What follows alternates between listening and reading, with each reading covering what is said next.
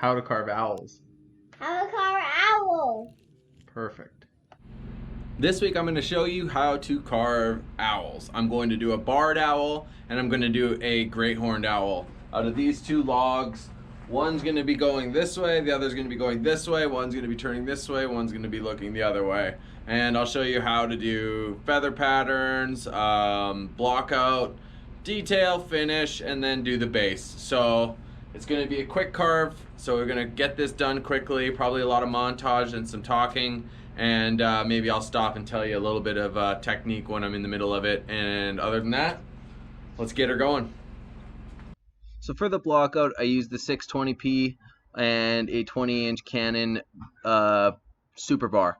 I take a big chunk right off the side there, as you can see, and that's kind of going to be where my tail is. Then I do like a little bow cut for all the sides for the wings, and then I start thinking about how the body is going to be. So I always kind of give it like an angle in, just like you see there. Then I'll switch saws to the 501p on a 14-inch Canon dime tip bar, and then do a triangle for the head, as you can see on the great horned owl, taper it down, and leave a couple of tufts on the corner. So then I start to punch in the wings and kind of give them more shape to it. It's not blocking, now we're kind of shaping out where we're going to go. And once you have the size of the head, you can use the scale of the body. Now I'm going to start thinking about the legs. Right now, there's not a ton of need for negative space, but I always like to kind of show separation between where all the legs are and then into the chest of the bird. So I'll just work it, push away kind of what I need and leave myself a tapered foot, because there's 3 claws that I'm going to do. So here you can see on the barred owl that there's the half oval of the triangle. There's no tuft, but you can really see that shape of the head. And that's kind of how I go about doing it. Now you can see I'm using the hurricane for the bark. I like to just run it down in like a random pattern and kind of give it little S's, and that's kind of how you do it. So now you can see I'm laying in the feather pattern. I use an Echo 2511 with an 8-inch Canon dime tip bar, and I always use the left side of the bar for the left side of the wings, and I pull it, and I pull the saw down, and then you can see now I'm tapering up and doing upcuts for the furring on the back, and when you sand that out, it gives it a really nice look. So with the face, I'm kind of still shaping the barred owl, or the great horned owl's face. Their beaks kind of push out a little more than they do the barred owl, but it's all about kind of just like giving it that feel. And continuing to fur, I'm doing a lot of like pulling down with the tip of the bar and just kind of driving the idea of what the feathers would look like. Now you'll see I'm going to move over to the right side of the wing and start tapering all that in. I don't go too deep because I believe that, you know, if you really look at the great horned owl, their feathers all lay on top of each other. So for the face, I start to do a scooping thing. I use the bar as a paintbrush as best I can. So here's a great example of how I lay in the feathers.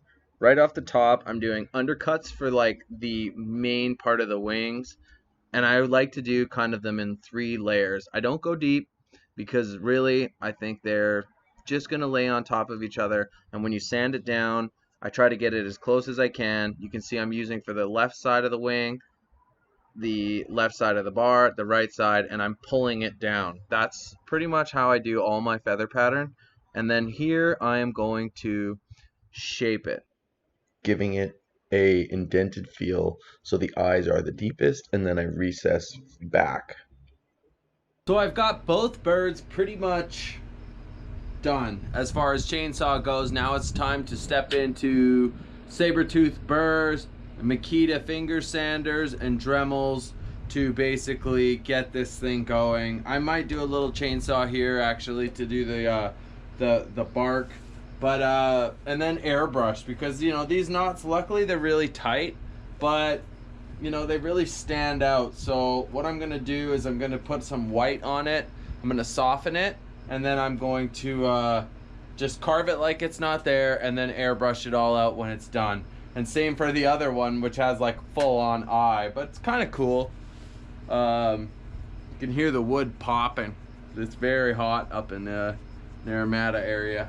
So yeah, so now it's just you know, feather pattern. I'll use the grinder. I'll grind these out. It's not going to take long. Punch in the eyes, punch in the beak, and then it's really just on to the finishing of the whole thing. So now I start to use the Makita finger sander. I think the Makita finger sander for me is one of my most intricate tools. For the eyes, I use an eyeball bit. You have to find those. I bought mine from a guy from Germany. I get asked a lot. They're really hard to find. But Saburrtooth is going to be making some pretty soon. And now I am using a Dremel 4300 with a Saburrtooth cone bit for shaping out the beaks. I think that is one of my go-to setups. The Dremel 4300 is fantastic, as is the cones for doing all your beaks, shaping. You really are able to carve a lot. And then with the finger sander, you can see here, I really use it to do the claws and kind of push those feathers back. I like to kind of like shape it. Now I'm using a Makita angle grinder with a 4-inch 36 grit disc, and that for me kind of buffs out the feathers, and then I'm able to kind of know that I'm going to burn and sand it and kind of get it all ready to go. I'm just doing some final base stuff with the Harry cane again. Then I move back into the Makita finger sander where I am punching in final details. Then I use a Dremel 4300 with the cone bit. You can see with the eyes, I do a half shell and then another half shell underneath it. And that's how you do great horned owl eyes. I skipped ahead a bit and I started to burn the base, and then I use a Sandoflex to soften all the furs and begin using my Iwata airbrush. For this, I started using the black first. You can see I did the black for the highlights, and then I thought to myself I would mix some browns, and once I had the browns and the blacks, I would just do like the major accent lines with black, and then I can then go layer in all the different browns. And if you look at the great horned owl to the barred owl, you can really start to see that the brown layers over top of it nicely. And when you're doing these feathers, if you look at the barred owl and the great horned owl, you can see they kind of have a like a line texture kind of thing going on. And for me, I find that to be a very effective way to create and capture the final details. So with the eyes, I go black for the barred owl because they're circles. And then with the great horned owl, I'm going to carve that little half circle white, and that will really punch out those eyes.